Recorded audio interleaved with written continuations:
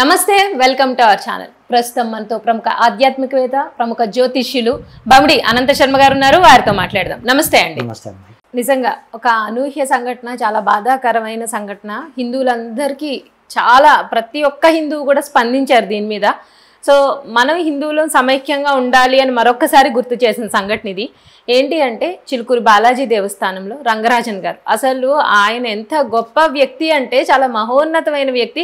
ఆయన నాలెడ్జ్ కానీ, లేకపోతే ఆయన మాట్లాడే విధానం కానీ, ఆయన వెంకటేశ్వర స్వామి అంటే మనం గుడికి వెళ్ళామనుకోండి, పక్కనే కూర్చుని అందరికీ మంచి చెడు మాట్లాడుతూ ఉంటారు. అసలు చూస్తేనే చాలా పాజిటివ్ వైబ్రేషన్స్ అనిపిస్తాయి. అలాంటి గొప్ప వ్యక్తిని ఒక వీరరాఘవరెడ్డి అనే వ్యక్తి ఒక 20 మందితో కలిసి రామరాజ్యం అనే సంస్థ ఏర్పాటు చేసుకున్న ఆయన వెళ్ళి కింద కూర్చోబెట్టి చాలా అంటే ఆయన్ని కింద కూర్చోబెట్టి వీళ్ళ నుంచుని రౌడీజం ప్రదర్శిస్తున్నట్టుంది అది చూస్తే. సో వాళ్ళు ఏంటంటే వాళ్ళ ఇష్టానుసారం మాట్లాడారు.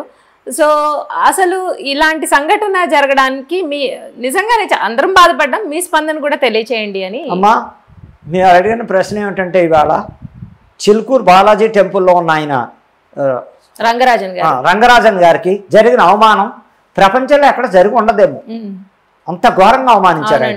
నాకు తెలియక అడుగుతాను, వాళ్ళు 20 మంది వస్తున్నారు, అక్కడికి 20 మంది వస్తున్నారు. చిలుకూరు బాలాజీ టెంపుల్ అంటేనే దేశవ్యాప్తంగా వచ్చి మొక్కులు తీర్చుకుని వెళ్తుంటారు.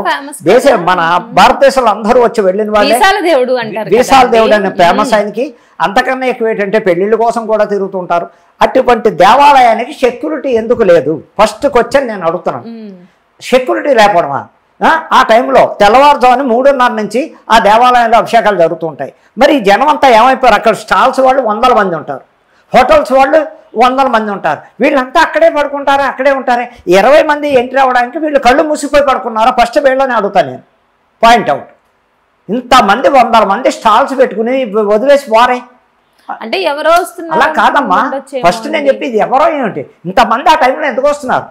అడగవలసిన బాధ్యత లేదా? నువ్వు వ్యాపారాలు చేసుకుంటున్నావు, ఆ గుడిని నమ్ముకునే కదా మీరు అంతా టెంట్ వేసుకుని వ్యాపారాలు చేసుకుంటున్నారు. ఏంటి కొత్త వ్యక్తులు బ్లాక్ డ్రెస్లు వేసుకుని ఇంతమంది వస్తున్నారని కనీసం ఒకళ్ళొకళ్ళు లేపుకుని 10 మంది గొప్ప వచ్చి ఎవరంటే దేనికోసం వస్తున్నారు అడగవలసిన బాధ్యత లేదా? అంటే ఆయన్ని నువ్వు తినడమేనా? మాలాంటి వాళ్ళు వెళ్తే ముష్టెత్తుకుని మమ్మల్ని ఆ దౌర్జన్యంగా సంపాదించడం అది కాదు. అక్కడ జరుగుతున్న ఫస్ట్ పాయింట్, పక్కనున్న టెంట్లో వేసుకున్న వాళ్ళది అందరిది తప్పు ఉంది, హోటల్లో వాళ్ళది తప్పు ఉంది. వాళ్ళు తెల్లవారులు ఉంటారు, కార్ పార్కింగ్లో ఉన్న వాళ్ళంతా మెలకుగానే ఉంటారు. ఫస్ట్ అది పక్కన పెడతారు. 20 మంది ఎంట్రీ లోపలికి వెళ్ళాలంటే, ఆయన దగ్గరికి వెళ్ళాలంటే 4 మెలకులు తిరిగి వెళ్ళాలి. ఎలా ఎంట్రీ అయ్యాయి? సీసీ కెమెరాలు పనిచేస్తున్నాయి, ఓకే.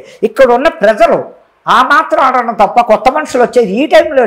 గుళ్ళో ఎప్పుడు ఈ టైంలో ఏ పెట్టి రారే వెలుగొచ్చేంత పర్యంతం అయ్యగారు తప్పితే ఎవరే ఉండరే ఏంటిదని అడగలేరా? అంత దమ్ము లేదా వాళ్ళకి? స్వామీజీలే అవ్వచ్చు, వాళ్ళకాడు ఎవడైనా అవ్వచ్చు. ఏం సార్ ఇంకా టెంపుల్ ఇదవుతుంది ఏంటి, ఎక్కడికి వెళ్ళిపోతున్నారని అడగలేరమ్మా. తప్పు వాళ్ళలో కూడా ఉంది. నేను ఛాలెంజ్ చేసి చెప్తున్నా, భయపడిన ఈ విషయాల్లో. అక్కడ అదొక పాయింట్. లోపల టెంపుల్లో వీడింతమందితో చొరపడ్డాడు, ఓకే. చొరపడి అటువంటి మహానుభావుడిని సాక్షాత్తు 7 కొండల వాడెంతో ఆ మహానుభావుడంతా దేశమంతా ఆయన పాదాభివందనం చేస్తారు. ప్రదక్షిణాలు చేయగానే అయ్యగారికి చక్కగా సేవ చేస్తే ఆయన ఆశీర్వదిస్తాడు. అదే ఆ మహానుభావుడు మనకి ఇచ్చే వరప్రసాద్.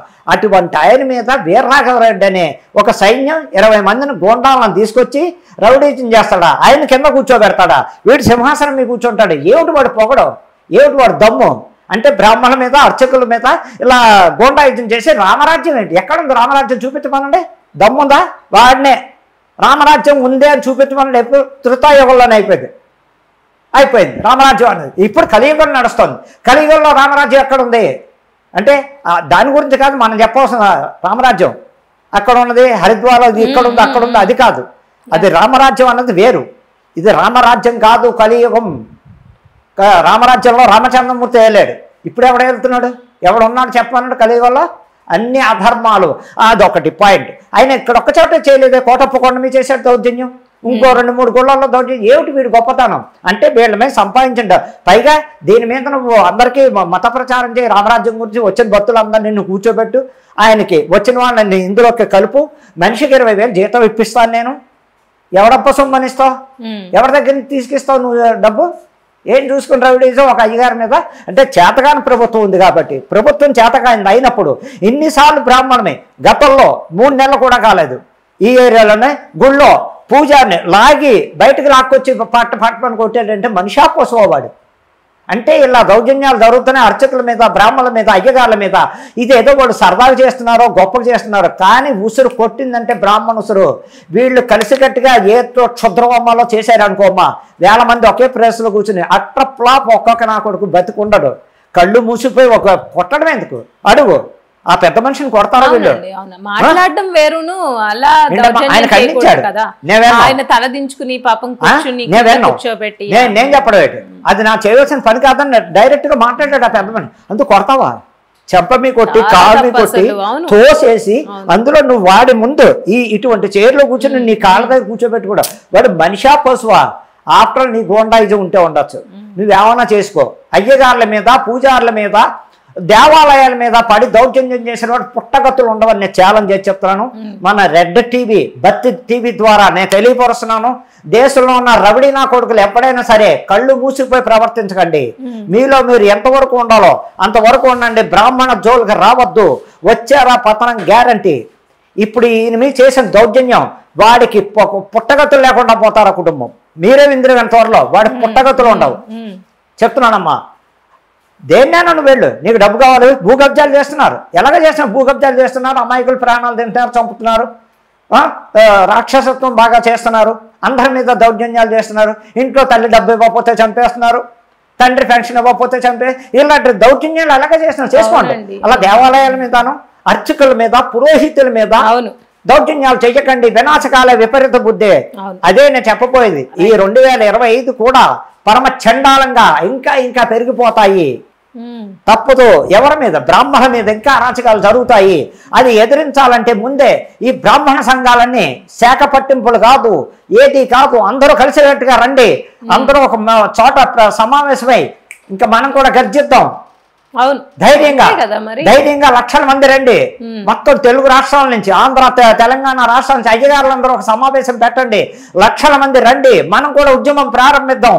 మాకు ఎటువంటి గవర్నమెంట్ ఎటువంటి మాకు సదుపాయాలు కల్పించకపోయినా, రక్షణ కల్పించకపోయినా, దేవాలయాల దగ్గర సెక్యూరిటీ లేకపోయినా మేము అర్చకత్వానికి వదిలేస్తున్నాము, పురోహిత్యాలు వదిలేస్తున్నాం. దండయాత్ర చేయండి.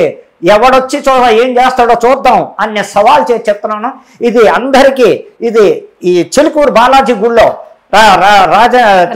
రంగరాజన్ గారికి జరిగిన అవమానం, ఆ రాఘవరెడ్డి చేసిన మహాపాపానికి భగవంతుడు తగిన శిక్ష వేస్తాడని సవాల్ చేస్తూ చెప్తున్నానమ్మా. ఇది ధర్మం కాదు, అధర్మం. వాడు కళ్ళు మూసిపోయి ఉన్నాడు. రౌడీజం చెయ్యి.